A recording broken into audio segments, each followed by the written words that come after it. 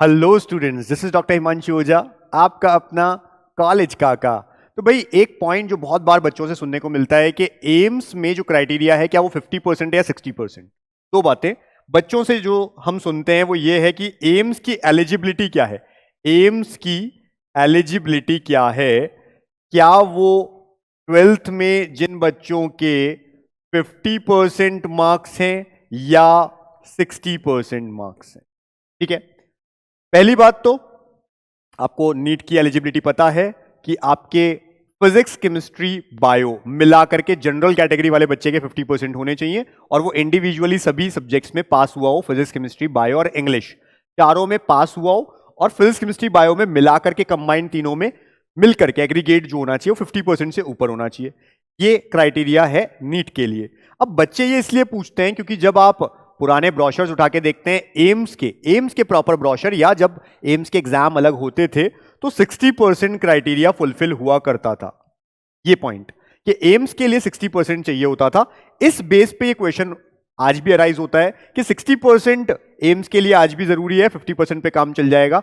मैं आपसे फालतू की बात नहीं करूंगा, जो मुद्दा है सीधा हम उस पर चलेंगे और जो हमारे पास प्रूफ है हम उस पर चलेंगे।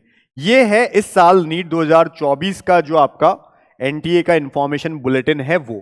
उस बुलेटिन के 24 नंबर पेज पे, जहां पे नीचे 24 लिखा रहता है, इंफॉर्मेशन बुलेटिन के 24 नंबर पेज पे आफ्टर कोड, जब कोड वोड सब बता दिए गए हैं, 7 कोड 6 कोड टोटल, एक फॉरेन का, उसके बाद वाले पेजेस पे ये बात बताई हुई है अलग अलग तरह के एलिजिबिलिटी के बारे में। तो ये वही बात जो मैंने अभी आपको समझाई कि देखिए नीट यूजी के लिए क्या चाहिए कि जो बच्चा है जनरल का स्टूडेंट है तो उसे फिजिक्स, केमिस्ट्री, बायो या बायोटेक्नोलॉजी में से कोई एक और इंग्लिश, इनमें इंडिविजुअली सब में पास होना चाहिए। साथ ही साथ उनके फिजिक्स, केमिस्ट्री और बायो में एग्रीगेट मिलाकर के 50% होने चाहिए।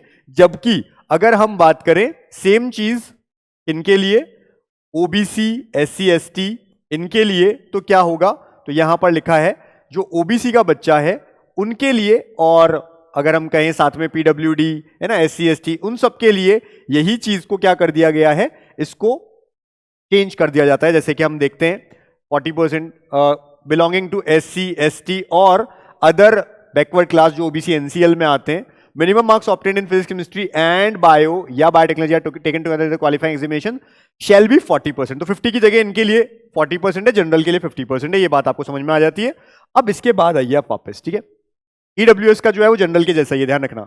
इसके बाद में आप वापस आ जाइए, हम देखते हैं एक पॉइंट इसी के नीचे, ठीक है, इसी पेज पे 24 पे ये देखिए क्या लिखा हुआ है। The criteria for minimum qualifying marks to be eligible for admission to MBBS courses shall also be applicable to concerned INIs like AIIMS and JIPMER. Clear cut लिख दिया गया है।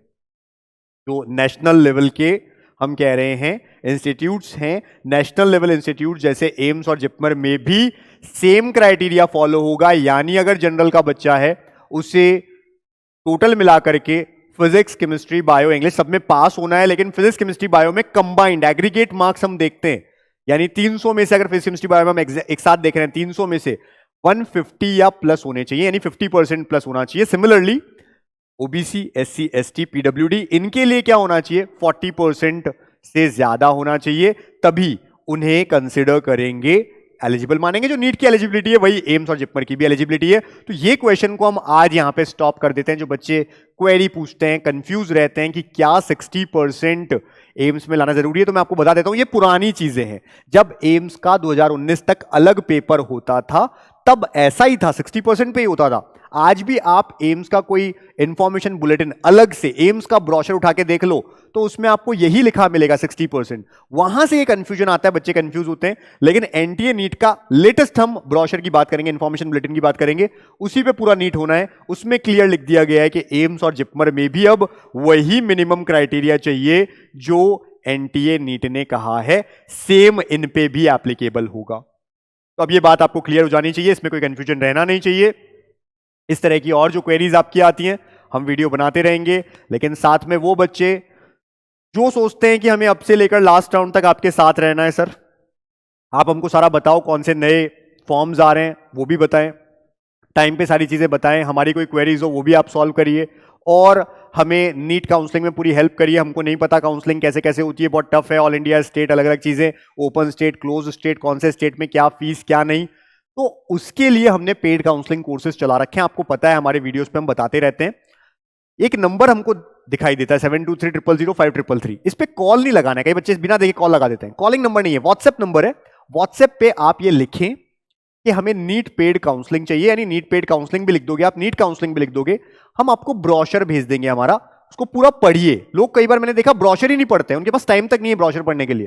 भाई वो आपके लिए, उसमें हमने लिख रखा है हमारी क्या क्या सर्विसेज हैं, क्या क्या हमने किया है, कितने बच्चे हमने सेलेक्ट किए हैं, हमारा क्या मेथड है, किस किस तरह की फीस है, सब चीजें दे रखी है उसमें। उसको लोग पढ़ना ही नहीं चाहते हैं। तो इन्फॉर्मेशन बुलेटिन हम भेजते हैं, उसे पढ़िए और अच्छा लगे तो आप हमको ज्वाइन कर सकते हैं, क्योंकि हमने कहा मिनिमम चार्जेस, बहुत कम चार्जेस में हम ऑल ओवर इंडिया में ये पेड काउंसलिंग करते हैं, और अब सालों हो गए हमारे को। क्योंकि कई जगह पे लोग ऑफलाइन ऑफिस में बैठे हैं लेकिन 1-1 लाख 2-2 लाख रुपए लेते हैं, और कई जगह पे चीट भी होता है। तो हम कहते हैं इन चीजों से दूर रहिए, हमें मत चुनिए, लेकिन उन्हें चुनिए जो ट्रस्टेबल हैं। कम से कम ऐसा ना करवाइए कि आपके साथ चीटिंग हो।